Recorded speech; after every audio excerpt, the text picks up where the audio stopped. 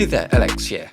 It's no secret that I'm a fan of recent TRN products. The T300 is still a pair of TWS earbuds that I use almost every day while jogging, and I actually like the tuning of the recent TA1 as well. So when they released a new pair of budget earphones, I ordered a pair as soon as I saw them being listed on Shopee.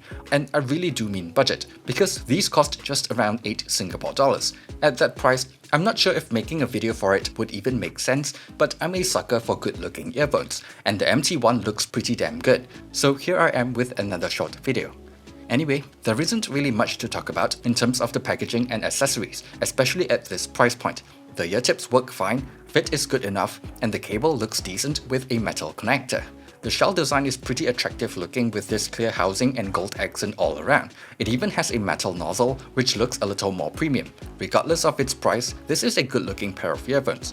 Anyway, in terms of sound, since these are so cheap, things like resolution, separation and whatnot aren't going to be mind-blowing, but considering the price, they are surprisingly decent. It's a relatively tame V-shaped tuning with elevated bass and treble, but not excessively so. It's still enough to make it sound engaging, but won't give you super thumpy bass or sparkly highs, which is also a good thing since it's not as fatiguing to listen to. Mids still have a decent presence in the mix, but it's not the most detailed sounding and is a little on the thinner side. At this price range, it's decent enough.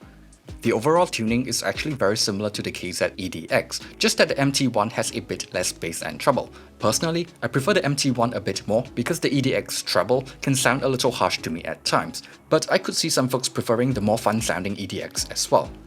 Overall, at just around $8, you can't really go wrong with either of them if you just want something cheap and decent.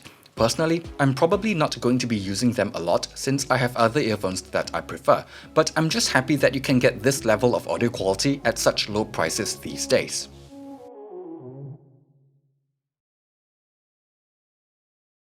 Thanks for watching this video, and see you guys on the next one.